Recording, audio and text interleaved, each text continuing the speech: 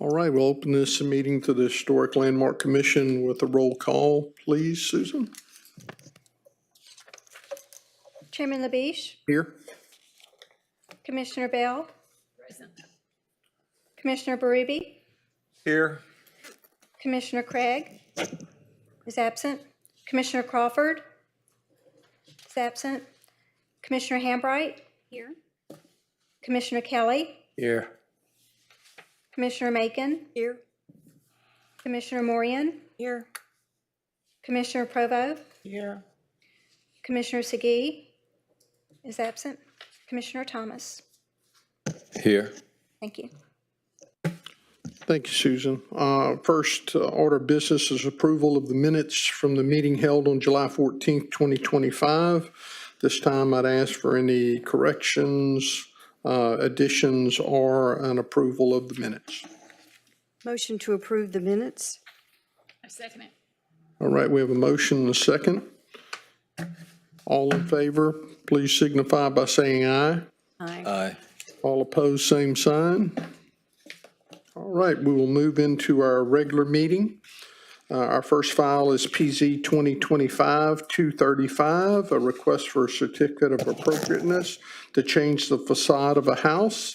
Our applicant is Joseph Gonzalez. The location is 2525 Liberty Avenue. Guess we'll ask for a staff report, please. Good afternoon. Joseph Gonzalez, on behalf of G&G Interest, is requesting a certificate of appropriateness to change the facade of a house at the property located at 2525 Liberty. The request comes after a stop work order was posted when an inspection revealed that the stucco was removed from the side of the home without the benefit of an approved certificate of appropriateness or building permits. Mr. Gonzalez intends to replace the removed stucco with a vertical siding and paint the siding a taupe of the morning and trim to be an urbane bronze. This home is not listed in the Spare Beaumont survey, but closely aligns with the Spanish eclectic style. Examples of that architectural detail can be seen in a field guide to American houses on page 416 in your books. There should also be a scan located in your packet. Planning staff is recommending denial of this request as it seems inconsistent with the architectural style of the home. On your screen is the front of the subject property. This is where the stucco has been removed. This is the image provided by the applicant of the proposed replacement for that stucco. The proposed colors. And per Chairman LaBiche's request, we've included images of the surrounding properties. This is properties to the east, west, north, and that's all we have there. So I'm going to go back to, this is essentially a good view of the overall area. And I do want to clarify, we did ask for clarification. The entirety of the stucco would not be removed. It would just be that one side removed and replaced with the vertical siding. All right, is there any questions for staff? Yes, I have a question. So you say the one side, is it just the lower side or the upper part as I well? believe we have a representative here. He can clarify. I had asked our zoning technician for clarification on it, and she said it would just be the one side. So I don't know if it's, I'm assuming just the part that's removed, but we do have an Part that's applicant here. removed, okay, okay. Why don't they replace it with something like Drive It or something that looks very similar to stucco? So that'd be something that the commission could recommend since it becomes your recommendation. Is that more expensive? Not really. It's a question, though, we probably need to ask the applicant. Yeah. Right, any other questions for staff? All right, if the applicant is here, please come forward, just state your name and your address for our record, and if you would, just kind of tell us what you're trying to do and why you're trying to do it in that manner. Thank you, sir. Commissioners, Chairman, Joseph Gonzalez, representing GG Interest. Property address is 2628 McFadden Avenue here in Beaumont. Your address, please, sir. That's 2628 McFadden Avenue here All in right, Beaumont. thank you. All right. So what we're proposing to do, we had to remove that side of she called it stucco. It's really plaster. It's an old concrete plaster wall. Water had gotten behind it, and the sheathing behind it had rotted out, and actually it was falling off. It presented a danger. So we took it off. I had not gone up and pulled my permits yet. I should have done that before I even touched the house. I understand that, but we did it. We started it. We stopped it, and I'm here today because what I want to propose to do, instead of going back with the plaster in that one area, is the board and bat just underneath the windows. It'll match the new construction that was just built on 8th and 9th and what's that, Liberty, 9th and Liberty. They just built the sixplex, all board and bat. Right. And once it's painted and all the repairs are done, 95% of the people won't even notice it. It's a cost-effective approach for me to make the repairs, and that's what I'm proposing to do. And hopefully y'all will approve it. All right, any questions for the applicant, please? I do. Do you own the property? I do. You do. Okay. How long have you lived there? We don't live there. It's a rental property. Okay. Where do you live? I live. In Beaumont? Yeah, I live outside of Beaumont, actually. Okay. Okay. So it's a rental property? It is. Okay. Have you got someone lined up to move in? I've already have somebody in there. They just moved in. Oh, okay. And so I'm an investor here in Beaumont. I have multiple properties, multiple doors. I'm a 25-year remodeling contractor. So this is what I do. We find the old distressed properties, we bring them back to life, try to keep all the, I'm mostly invested in the old, and we try to keep all the architectural to what it was. But this house, as described, y'all described it as Spanish eclectic. There's no other houses like this anywhere with this type of plaster. It's like a do-it-yourself plaster wall. Nobody else has done it. For me to do it, it's not cost effective. And I think you call it eclectic. I think what better way to make it more Spanish eclectic than to add a little bit of my touch to it. So Don't you think it would look a little odd that just that little section will have that on there? no, sir, I don't. It's a- I believe it's a stucco. it'll blend very well, especially there'll be a covering over that door right there to break it up as well. But once everything is painted, the trim and the walls are on the whole house, it's going to blend perfect. And you're saying that trying to go back to stucco is too expensive? It's not stucco, it's plaster. Plaster? Yeah, and it's really heavy. And on these older houses, I'm trying to eliminate weight instead of putting more weight on them. You know, we have foundation issues here in Beaumont. I just believe it's my most cost-effective solution that I came up with. Mr. Gonzalez, Yes. unfortunately, in the Old Town District, we're charged with keeping the architectural styles of the homes that are there the way that they were originally. That putting a totally different type of thing on this building just because it's the cheapest thing to put back on this house is not going to hold very much respect with anybody, I don't believe, on this board. Most everybody on this board does live in Old Town, and they do realize on some of these older houses that sometimes it costs a little bit more to do it. I don't have any problem with you not putting back a cement plaster on the building, but I do have a problem with you not putting back the material that looks like what's on the building. I think you could put a synthetic stucco back on this building that would look just fine, and that you could finish to look exactly like that building that's made of styrofoam, so it doesn't add any weight. Another option might be to use a hardy plank plaster board that looks like plaster, but unfortunately, the texture on this house does not in any way resemble what hardy plank makes in a cement board that looks like plaster. It's a totally different finish. It's a much heavier finish here. Build it up. So, I mean, I don't see any way that we can approve board and batten. Now, the board will vote, the commission will vote on that, but we just don't allow particularly things that that you can see from the street to be totally changed to another material.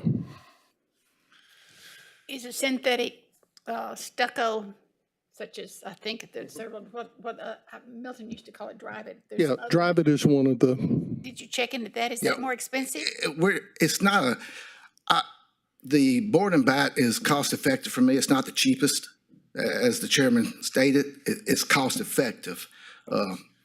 It's more of a It's skill level. aesthetically, I think the board and bat would look good, would complement this, that one area on the driveway side. I don't think it would take away from the house at all, especially if you see the surrounding properties. Again, y'all know as well as I do, the properties in Old Town are hit and miss all throughout. And we have a property straight across the street that you showed a picture of that, you know, they really need to do, the owner should put some money into his property, okay? But this is a problem throughout Old Town. And as an investor in Old Town, you know, I want to continue to buy and renovate properties and invest in properties, but it has to be cost effective. And I'm trying to keep this property looking good, keep good tenants in this property, and this is the way I see fit. So How long have you had ownership of this property? we bought this property in 2008, I believe. Okay. When did you start noticing the water issues? Well, we had damage to, it used to have a portico that came off that side. And one of my tenants drove a U-Haul into it and knocked it off. So actually we went back with similar type stucco, lightweight. It caused the water damage when we went back with it. And that's where we got. Now when I'm looking at it, you know, we've got water damage throughout a lot of the wood fascia that has to be corrected. So we're trying to make all these corrections, going to put a new roof on it and get everything done to get it back up to speed, all right? And that's what we're proposing to do.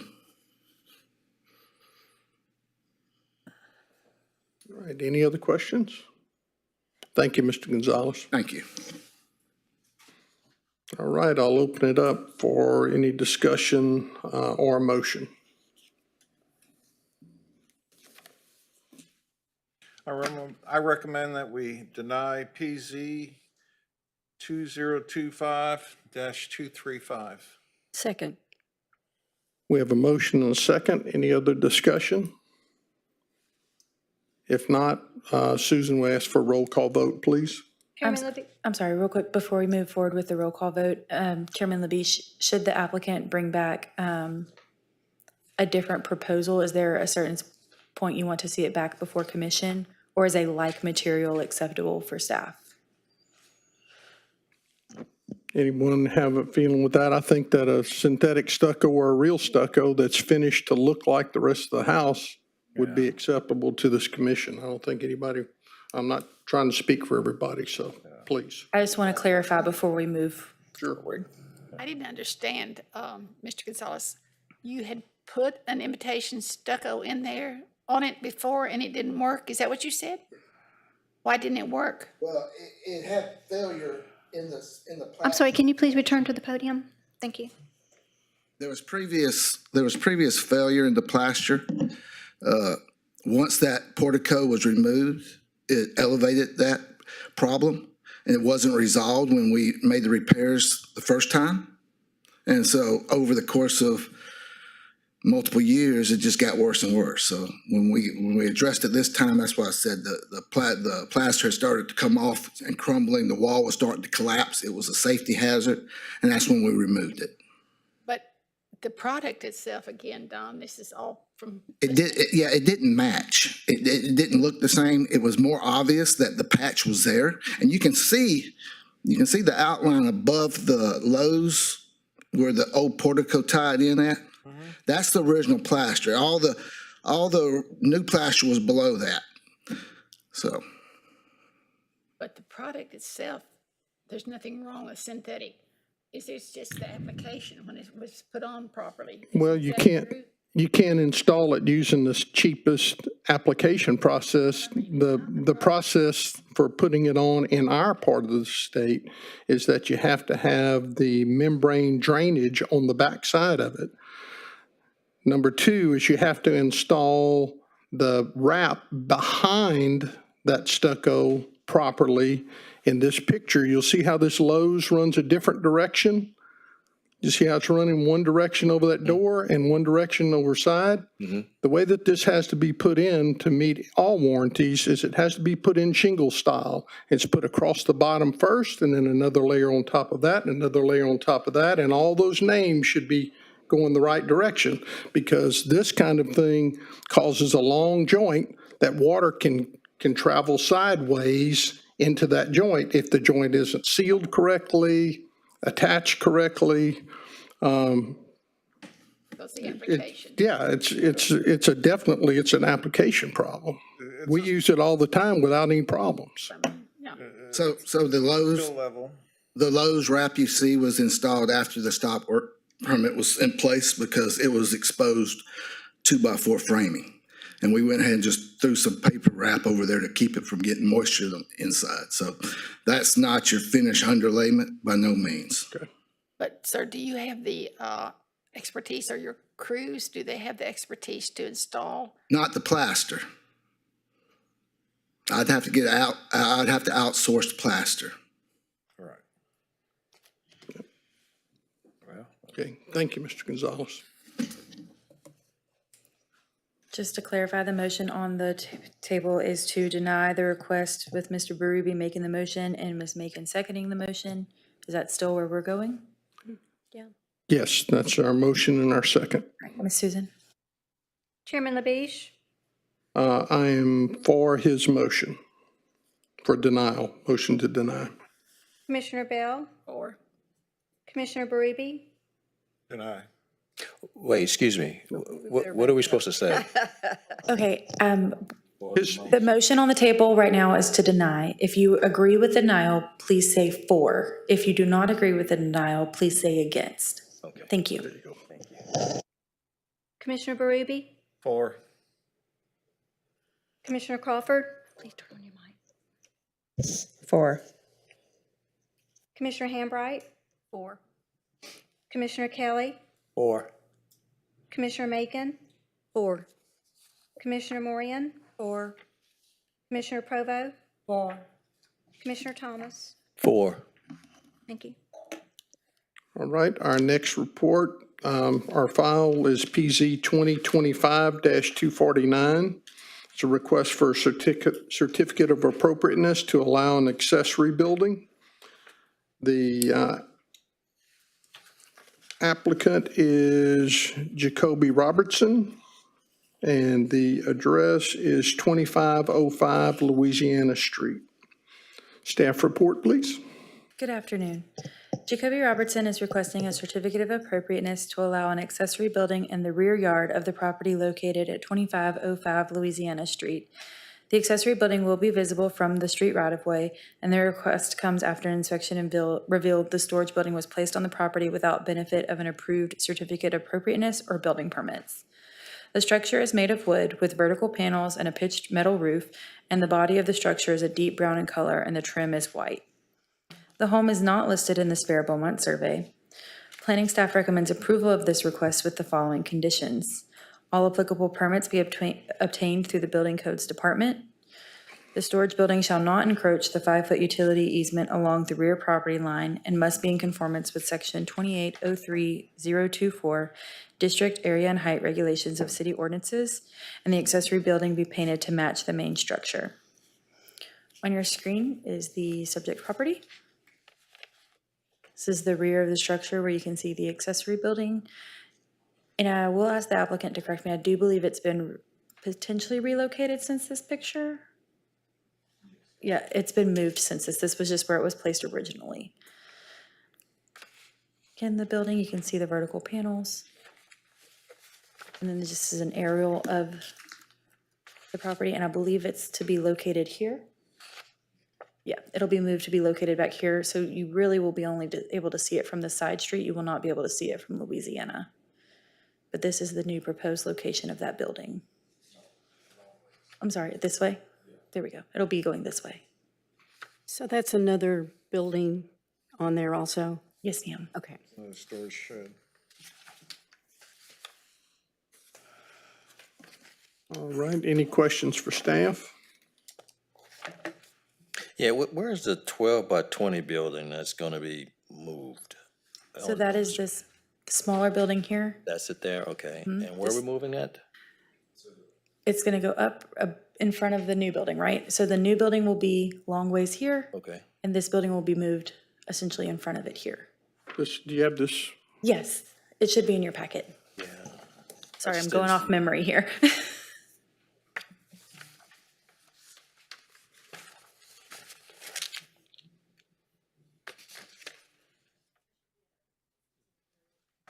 Yeah.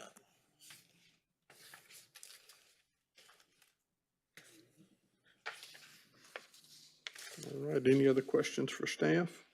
Is there any limit to how many storage buildings you can have on a property?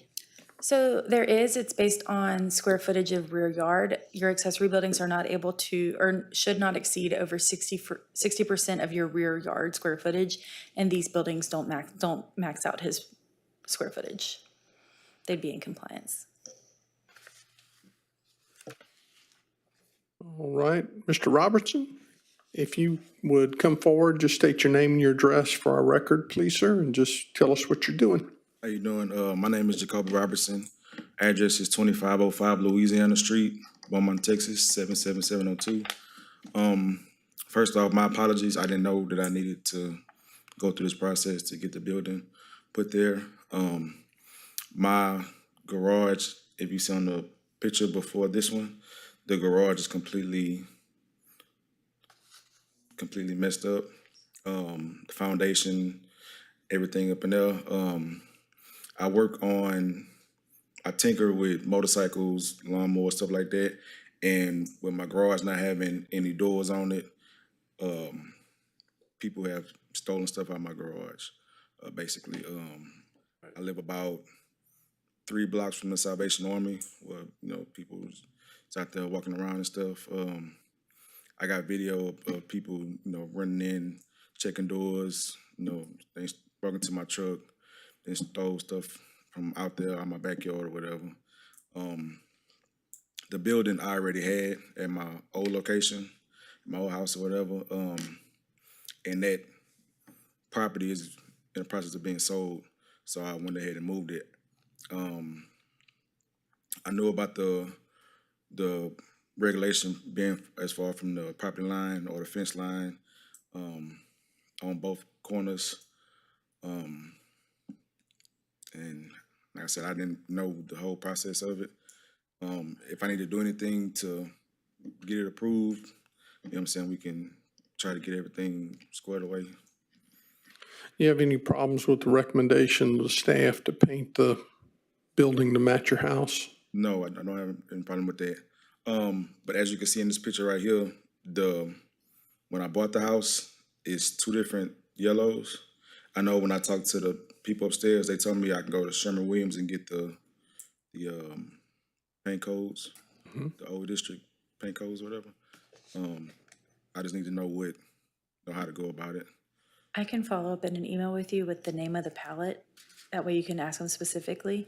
But if there's a specific color that you're wanting, like a white or a navy blue or something like that, if you'll just send me what colors you're looking at, we can see if it matches something in the palette already versus you having to look through that. Need to be the same as that color. So if you're wanting to repaint the house anyway, it doesn't have to be that yellow right now. If you're wanting to repaint your whole house, I would say submit for what you're wanting and we can just add it to this I application. mean, I can paint the garage to match for now, because eventually I want to do something with the garage, but I need to do something with all my stuff. We can include that in the approval. So to paint for the yellow with the white, is that okay with you? That's fine. Okay. I'm gonna eventually paint the whole thing over anyway, so. Yeah, if you just want to paint it the existing color, just repaint the house. You don't have to come to us. If you wanna To change clarify, the no, color- Mr. Berube, I'm sorry. He doesn't have to come before the board, but you'd still visit with us on the second floor. Get the But we can include it in this current application, okay?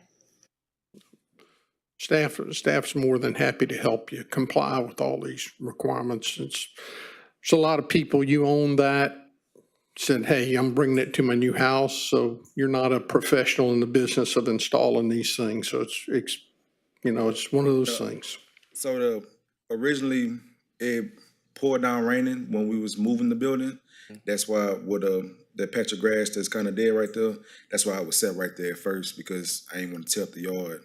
So we waited a couple weeks till it dried up to move it back in the position it's in now. All right, any other questions for Mr. Robertson? Thank you, sir.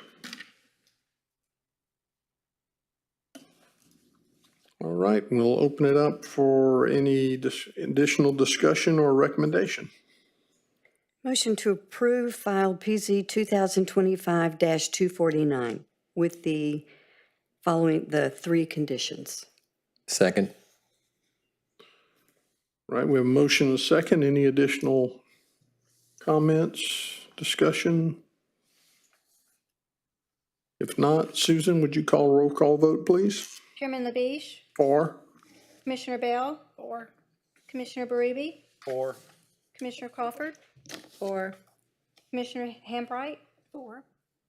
Commissioner Kelly, 4. Commissioner Macon, 4. Commissioner Morian, 4. Commissioner Provo, 4. Commissioner Thomas. 4. Thank you. All right. Our last item on our agenda is Historic District Code Enforcement Report. Abby is not with us today. She is at Meet the Teacher with all of her kiddos. So I have her report for you. For city and abandoned lots, which are the lots that are owned by Jefferson County, we cut 9 of them for the month of July. We sent 4 new general nuisance letters, 3 general nuisance re-inspections. We issued 46 new historic violations. She did 12 historic court re-inspections, 45 historic re-inspections. The city removed 2 junk motor vehicles, owner compliance of 3 junk motor vehicles with 15 new junk motor vehicle notices sent out. 19 junk motor vehicle re-inspections completed. 22 new litter notices were issued in the month of July with 8 court re-inspections and 22 litter re-inspections. 5 new weed violations were issued with 156 re-inspections, 32 city compliance inspections, 5 owner cut compliance inspections, 3 zoning violations were issued with 3 re-inspections for a total of 421 inspections in the month of July. So what else has she been doing? She's a rock star, I'm telling you. All right, is there any other business? Seeing none, we'll call this meeting adjourned. Thank you all.